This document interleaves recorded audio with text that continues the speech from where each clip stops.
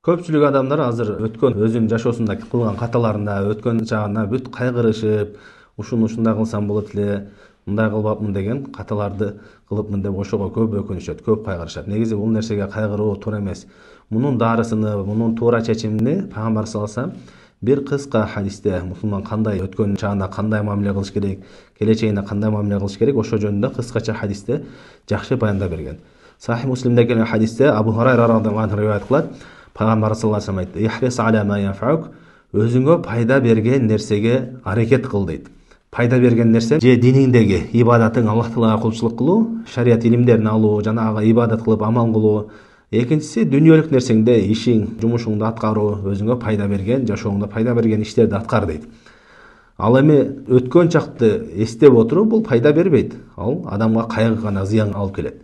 Жана ошол нерседе дейт Пайгамбарыбыз: "Вастаин билла", өзүңө таянбастан, өзүңдүн кыйындыгыңа, күчүңө таянбастан эмне? Аллах Тааладан жардам сура дейт. Анткени пенде ар дайым алсыз, Аллахтын колдоосуна, Аллахтын жардамына ар дайым муктаж. Ошон үчүн ар дайым биз Аллах Тааладан ар бир ишибизде жардам сурашыбыз керек.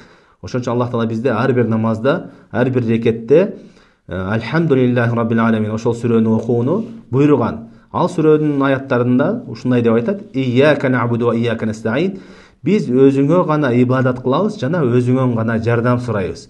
Алымдар айтышат, бул жерде адам ибадат кылууда дагы Аллахтын жардамына муктаж. Ошон үчүн ибадат кылууну жалгыз Аллахка ибадат кылабыз жана ошол нерседе сенин өзүңөн жардам сурайбыз дейт. Биз ар бир ишибизде Аллах Тааладан жардам сурашыбыз керек. Андан кийин айтты: "Вала та'жиз", алсыз болбо дейт. Алсыз болбо. Көпчүлүк адамдар бир жумушту баштайт, кайсы нерседе болбосун, жумушунда, окуусунда, ибадатында бирдекени баштаган болсо, кыйынчылык жерге келгенде алсыздык кылып таштап коет. Момун адам андай эмес. Пайгамбар саллаллаху алейхи вассалам айтат: "Алсыз болбо". Себеби ар бир иште кыйынчылыгы бар. Эгерде ошол кыйынчылыгын өтө турган болсоң, анын жыйынтык мөмөсүн көрөсүн. Көпчүлүк адамдар ошол кыйынчылык жерге келгенде артка кайтып кетет, таштап кетет. Ошон үчүн Пайгамбарыбыз айтат: "Сен ошол кыйынчылыктарында алсыз болбоң" дейт. Момун адам эч качан алсыз болбош керек. Андан кийин айтты: "Ва ин асабака шайун фала тaqul law anni fa'altu kana kaza kaza". Эгерде сага бирдеке жетип келсе, тагдырыңа жазылган нерселер, оору, кырсык, бале, ар кандай нерсе жетип келе турган болсо, эгерде мен ушундай кылсам ушундай болмок деп айтпагың дейт. Же болбосо ушуну кылбасам ушундай болмок эмес. Көпчүлүк адамдар ушуну менен кайгырат. Тиги мага мындай кылбаганда мындай болбойт эле, же мен могу жерде мындай кылсам ушундай болбойт эле дегендей, ушундай көпчүлүк адамдар өткөн чагын эстеп алышып кайгырышат. Пайгамбарыбыз айтат: "Антип айтпагын" дейт.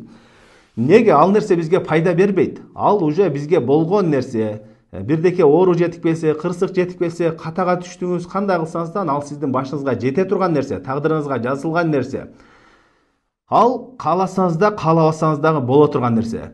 Демек, ошол нерсеге түшкөндөн кийин, кырсык келди, катага түштүңүз, кандай болсо дагы Пайгамбарыбыз айтты: "Валакин кул каддараллаху ма шаа фаал". Бирокто Аллах Таала менин тагдырыма жазылган нерсе болду деп, болду, аны унут.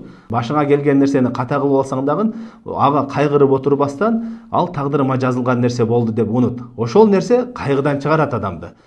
Бирок момун адам ошол бир иште ката кетирип, катасы себептүү бирдекеге душар болгон болсо, ошол катасынан сабак алат дагы кийинки жолу ошону кайталабайт.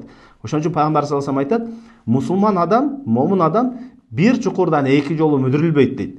Демек, ошол катаңды көрдүң, билдиң ката экенин. Кийинки жолу ошону кайталабаганга аракет кыласың, өткөн чакка кайгырбайсың. Өткөн нерсеге кайгырып отурганда дагы эч кандай пайда жок ал. Аны кайтара албайсың өткөн чакта. Ал боло турган нерсе болуп бүттү.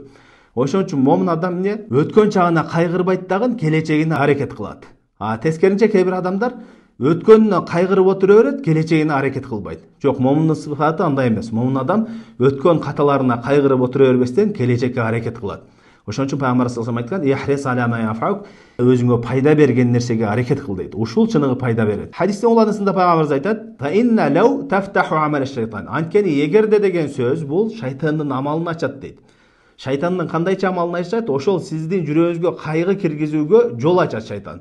Эгерде мен мындай кылсам, эгерде мындай кылсам ушундай болбойт эле деп отуруп өткөн нерсеңе өкүнүп отуруп кайгыра бересиң. Жок, бул нерсе туура эмес. Ошон үчүн Пайгамбарыбыз айтат: "Аллах Таала тагдырыма жазган нерсе, ушул нерсе жазган экен, болду, бүттү. Эми эгерде деген сөздү таштап, келечегиме аракет кылышым керек дейт. Эгерде ушундай кыла турган болсок, иншалла көптөгөн кайгы капанын унутабыз дагы келечекке аракет болот. Аллах Таала барыбызга айтылган нерселерге амал кылууга ийгилик берген болсун. Саллаллаху алейхи ва саллям аля хайри халқи Мухаммад ва аля алейхи ва сахбиhi ajmain.